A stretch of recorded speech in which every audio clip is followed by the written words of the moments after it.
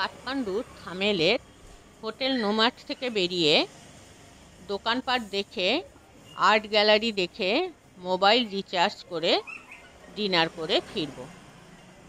Mobile recharge করতে এক copy ছবি ও আধার কার্ডের জেরক্স লাগবে।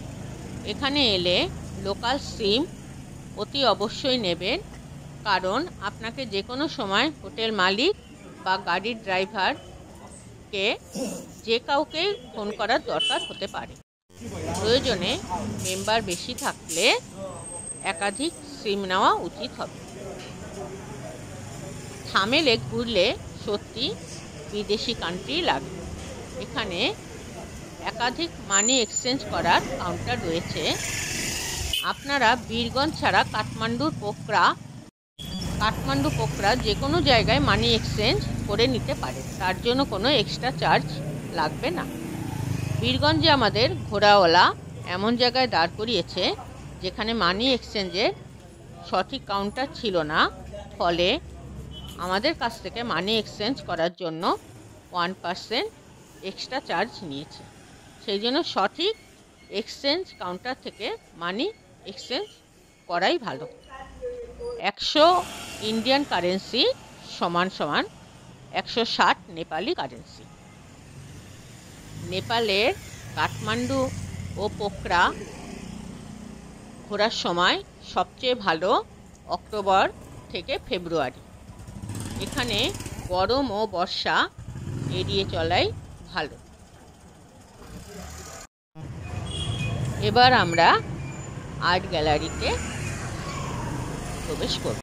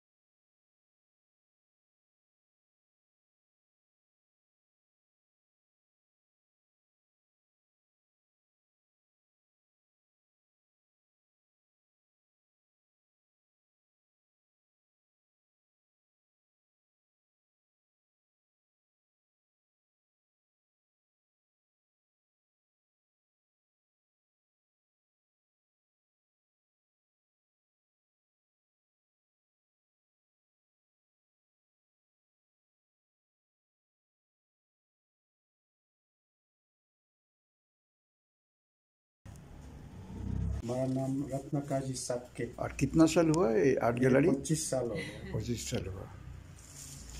वाह, बहुत अच्छा, बहुत अच्छा। ভালো আছে। আবার দেখা হবে। আবার দেখা হবে।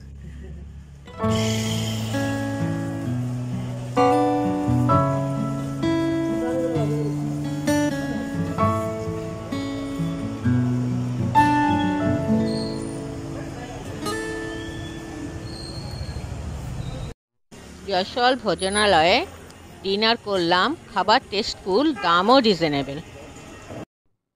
মনে রাখবেন, নেপালে 200 ও 2000 টাকার ইন্ডিয়ান নোট চলে না। নোম্যাড হোটেলে 12ই ডিসেম্বর আমাদের এক রাতেরই বুকিং ছিল। অন্যরকম জায়গার অভিজ্ঞতা পাবো বলে আমরা 13 ও 14ই ডিসেম্বর থামেলে ওই হোটেলের কাছাকাছি আর একটা হোটেল বুক করে এসেছি, হোটেল অ্যাভালন হাউস। পরের দিন 13 তারিখ আমরা সেখানেই ভোরবেলায় লাগেজ রেখে পশুপতিনাথ মন্দির, কাঠমান্ডু দরবার স্কোয়ার এবং অন্যান্য দ্রষ্টব্য স্থান ঘুরে দেখব। তবে কাঠমান্ডুতে প্রচুর হোটেল এবং সোলো ট্রাভেলারদের জন্য হোস্টেল আছে। বুকিং না করলেও হোটেল বা হোস্টেল পেয়ে যাবেন। আপনারা পরের পার্ট 3 বা পরের পর্বগুলোতে আমাদের দ্রষ্টব্য স্থানগুলো দেখুন।